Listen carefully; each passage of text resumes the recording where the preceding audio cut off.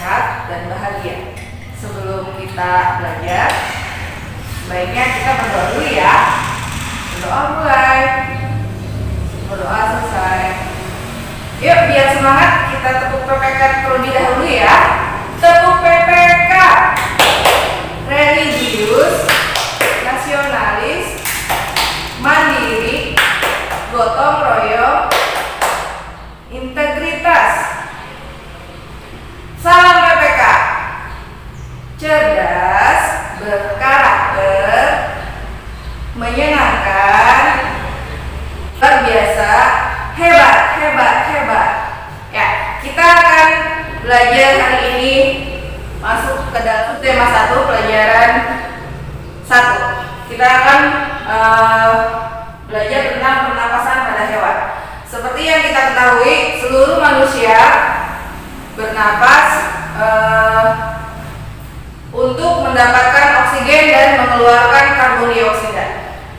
Seperti halnya dengan pernapasan pada hewan. Hewan juga memiliki sistem pernapasan masing-masing ya. Seperti alat yang dimiliki oleh cacing tidak memiliki alat pernapasan khusus. Dia hanya memiliki alat pernapasan yaitu di permukaan kulitnya. Kenapa cacing juga permukaan kulitnya selalu basah? Itu karena untuk memudahkan dia untuk bernafas. Yang kedua yaitu alat dan sistem pernapasan pada serangga. Serangga di sini memiliki alat pernapasan yang disebut trakea. Trakea yang digunakan untuk mengedarkan oksigen langsung ke semua sel tubuh dan organ serta menyerap karbon dioksida dari semua sel tubuh untuk dibuang. Udara masuk trakea melalui pori-pori kecil di permukaan tubuh serangga yang disebut spirakel. Nih, spirakel di sini ya. Spirakel ini selanjutnya udara beredar melalui pembuluh udara kecil. Sel-sel tubuh mengambil oksigen langsung dari pembuluh udara kecil itu. Karbon dioksida dari sel akan mengalir ke trakea, lalu dibuang melalui lubang spirakel. Hewan yang ketiga yaitu ikan.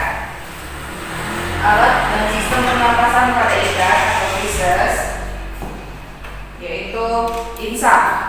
Sama seperti dengan hewan-hewan yang lainnya, ikan juga memiliki alat pernafasan. Ikan bernafas dengan organ khusus mirip dengan saringan yang disebut dengan insang. Insang berbentuk lembaran tipis berwarna merah muda dan selalu lembab. Insang terdapat tepat di belakang rongga mulut. Di sini ya. Pada kedua sisi kepala ikan. Biasanya insang dilindungi oleh selaput atau rangka yang disebut tutup insang. Di sini, di balik tutup insang ini terdapat 4 deret insang yang saling tumpang tindih. 1, 2, 3, 4. Pada insang terdapat pembuluh darah halus. Pembuluh darah itu dapat menyerap oksigen yang terkandung dalam air dan melepaskan karbon dioksida dari darah.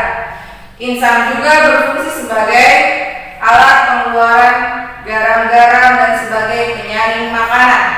Untuk memperoleh cukup oksigen, mulut ikan dan insang bekerja bersama-sama seperti pompa isap air. Pertama-tama, tutup insang menutup. Secara bersamaan, mulut terbuka dan dinding mulut mengembang. Saat itulah air terserap masuk. Kedua, rongga mulut menyempit dan mulut menutup. Secara bersamaan, tutup insang terbuka. Akibatnya, air keluar dari mulut dan melewati insang. Saat itulah oksigen dari dalam air terserap dan karbon dioksida dikeluarkan. Nomor 4 yaitu Katak.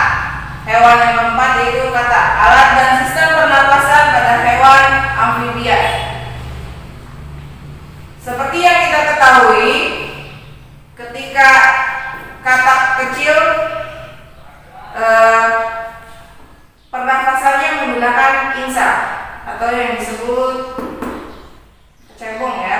Kecebong itu menggunakan insang pernafasannya. Insang kecebong terletak di luar tubuhnya dan terdiri atas lembaran-lembaran kulit halus mengandung kapiler darah. Ini kecebong ya. Terus ketika katak berusia 9 hari, kecebong bernafas menggunakan insang dalam. Insang dalam akan menyusut seiring mulai berfungsinya paru-paru dan katak muda pun tumbuh menjadi katak dewasa. Katak dewasa bernafas menggunakan paru-paru dan permukaan kulit. Di dalam paru-paru terdapat banyak gelembung udara yang sangat kecil, berselaput dan penuh dengan kapiler darah. Di dalam gelembung udara, oksigen diserap dan karbon dioksida dikeluarkan. Selain dengan paru-paru, katak juga bernafas melalui kulit. Permukaan kulit katak selalu basah agar memudahkan penyerapan oksigen dari udara. Selanjutnya, kalian bisa baca sendiri di buku tema 2 halaman 8, 9, 10, dan 11. Nanti akan ada tugas kelompok, yaitu membuat bagan cara pernafasan pada hewan. Ya. Cukup sekian yang Ibu bisa sampaikan. Semoga kalian selalu semangat dalam belajar. Wassalamualaikum